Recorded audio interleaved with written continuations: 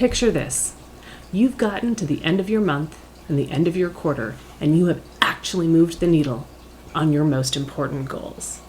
Today, we're going to talk about how to approach goals without overdoing them by focusing on reframing energy and when we do things and maximizing incremental progress. Let's dig in. So here is my full focus planner. So the first thing I do is start with my monthly overview. I look at my Google Calendar and I go week by week and fill in my full focus planner here that I've tabbed out. I'm going to open it to April and I'm going to fill in the appointments I have in April. There shouldn't be too many appointments. I just like to get those filled in and then I look at my big projects. So the appointments, a haircut at 2, hair at 2. Then there aren't any other appointments. This is a pretty light month so far because it hasn't happened yet. On the 18th, there is no school. That's something I need to know because my husband and I have to coordinate who's going to watch the kids. Those are about the only appointments right now. Other things will get filled in because we haven't gotten to the month yet. I have a child who is in soccer who will have various games throughout the month and those things. And when we get the dates for those, they will be added in. But this is how I like to look at the month in advance to prepare for these things. So now that I have the appointments in there, the next thing I'm going to do is think about what I have to do at work, at my day job. So I know that I have a grant application for one of my lab directors due. It is due on Tuesday. So I'm going to say grant application due. There we go. And that is a project for that month. So that's a grant application. Grant app. All right, then the next thing is I am a lab manager, and so I am in charge of purchasing things for the lab. I'm in charge of the website, various documents that have to be updated every month. I'm in charge of the safety inspections, and I track all the financials. So there are a lot of projects that need to happen. They aren't necessarily time-consuming, but they do need to happen in the first few days of the month. So generally how I organize that is I will do my website updating and my documents and my safety checks in the first 2 days, first 2, maybe 3 days of the month. So I'm going to do my updates here, updates, website, and documents. Those are going to be in the first couple of days here because the accounts, keeping track of the money, that won't be ready yet. So by the 3rd, this is when I'm going to start doing the accounts. Accounts updates. So then I know that's coming. So those are the major projects I know about right now for April. Other things will come along at work, of course, they always do, and then they will get put in here and planned and sprinkled around where they belong. So then I'm looking at what are my personal goals and how will those fit in. So I'm looking at like what goals do I have for the month of April. For example, I want to do probably I need to get out a few book reviews for YouTube. I need to do a few photography tips, and I need to do more of my planning series. So that is how many book reviews. Book reviews come out on Monday, so I'm going to look at how many Mondays there are in April. There are 4 Mondays in April, and I already have one of those scheduled, which means I need 3 more book reviews. 3 book reviews.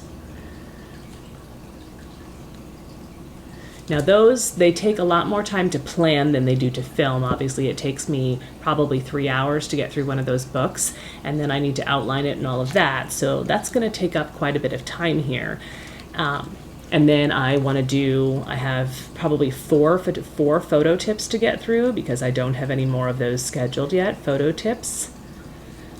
And then my planning videos, I'm going to be doing 3 more of those, 3 planning videos.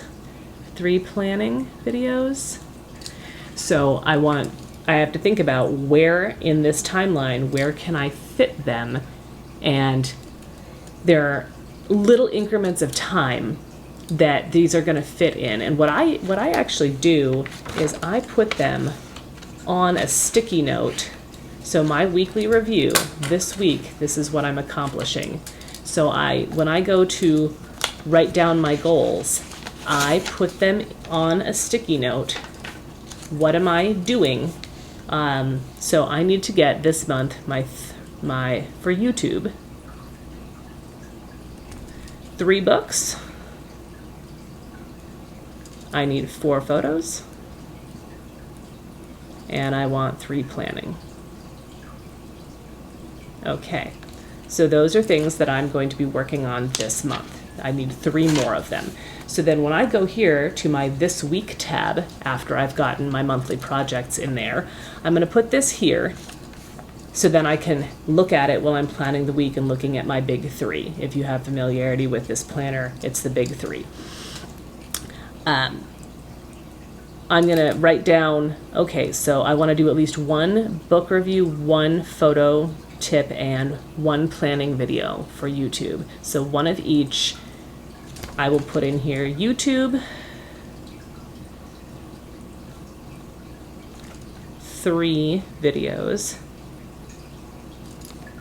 and they're going to be on here. So then when the week starts, I go to the first day of the week, I place it here, and then I know on this day I have these things that I want to do this month. So when I get to this day, here's what's going to happen. An example from last week. I was home a little early on Thursday of last week, and my husband called to say that he could get our older child from soccer practice.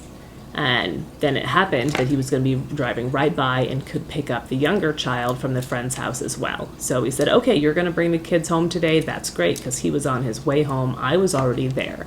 That's fantastic, because then as soon as I hung up the phone with him, I realized I'm going to have at least 20 minutes before anyone else is in the house. That means I can get that video filmed. There was a book review I needed to get filmed. Now, in those few minutes, I had everything ready to go. I just needed quiet. That's all, because I don't have a separate room for my filming here. This is just my dining room. I don't have a separate room. So in those few minutes, I was like, all right, I am ready to go with this book. I'm just going to get it onto film. I'm going to try it, and hopefully it works out okay. And it worked out incredibly well. I knew what I was going to say. I got on there. The book review turned out really well. It was actually the first time experimenting with this headlight up here. It turned out quite well, and the point of that is I used a very tiny slice of time. The child's soccer practice got over at 4:30 that day, and so when my husband called at like 4:10, said I can get the kid for practice. So then I had just a little slice of time I could get something done in, which means then this number would be crossed out and I would put a 2 on the next week. So on the following week, that's what I'll show you now. I have a new post-it note here. So then I track my progress daily to make sure that I am making incremental progress all the time on these goals. So what can you do? The question on these is, what can you do right now to be on track for today, this week, this month, this quarter? If there's something you can do right now, then you do it.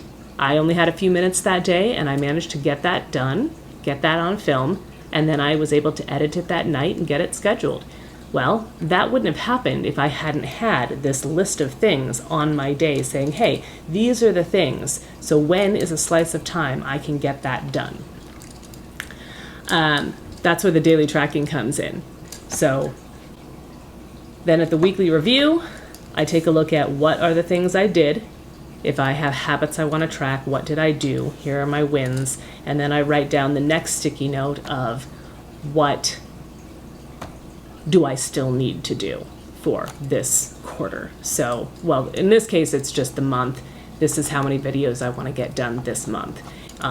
Some of them, they're not all YouTube videos. Some of them are, I am a martial artist and I want to learn a new weapon, and so I would like to be 1/4 of the way through the new weapon form by the end of the month, or whatever have you. So that's how I plan goals and how I track incrementally.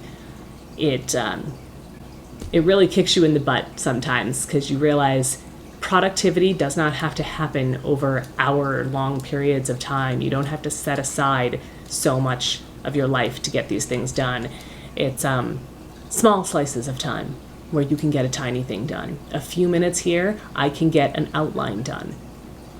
If I have a few more minutes, then I'd let it simmer, and then the next time I have a few more minutes, I might look at that outline and say, oh, is this outline ready to go? Oh, maybe I need another note here.